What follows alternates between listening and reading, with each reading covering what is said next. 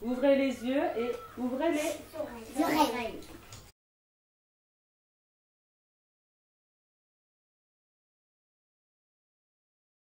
On avait la volonté de se rapprocher des familles en coopérant, en demandant leur aide justement sur ce genre de projet, car on a à peu près 70% des enfants qui parlent une autre langue dans l'école.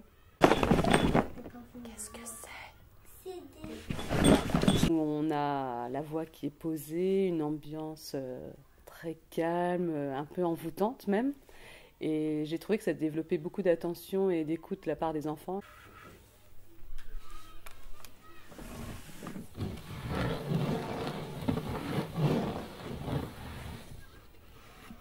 Oh. Le côté symbolique des personnages, des objets et des lieux qui permettent une interprétation, toutes les interprétations possibles aux enfants quand c'est fait en langue étrangère où ils n'ont pas forcément l'accès au sens directement. Que ça développe, je trouve, l'imaginaire. Các em có muốn thấy cái gì trong này không? Oui. Chú ngựa rượt theo, ông già rượt theo, bà già rượt theo. Il y avait des bonhommes qui tiennent la main. Ils faisaient le petit train. Ils voulaient attraper le pain d'épices pour le manger. Il y avait une vache. C'est le rond, il y avait du blanc et aussi il y avait des taches noires. Hãy lên lỗ mũi của tôi đi, chứ nếu không là chú sẽ bị... Un loup. J'ai compris quand il y avait le renard. Cáo ăn. Dans ma classe, je l'ai utilisé de 3 façons différentes. L'an passé, j'ai proposé la boîte à histoire comme un intermédiaire pour fabriquer des albums codés. Justement, dans la boîte à histoire, il y a le côté symbolique et l'album codé, c'est complètement symbolique puisqu'on représente des personnages avec des formes géométriques, des couleurs.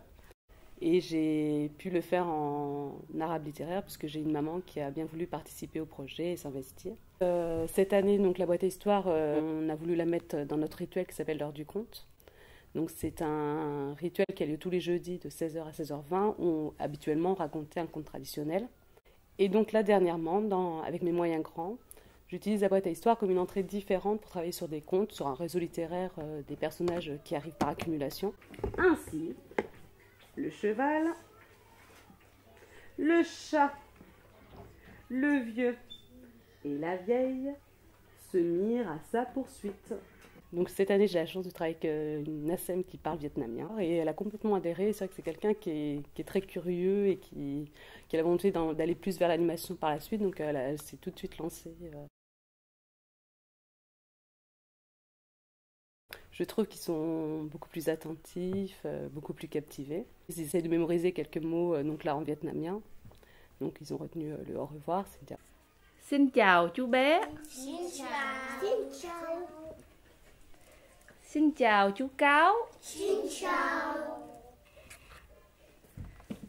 Xin chào chú bò. Xin chào. Donc quand j'ai la chance d'avoir une ASM ou une maman, ça fonctionne très bien. Je pense que ça a développé une certaine curiosité et ils sont plus à l'aise face au fait qu'il existe des langues, dont la leur, des autres. Certains avaient un accès au sens. Quand ils connaissaient les mots, ils étaient super contents de faire part de leurs connaissances. Les enfants.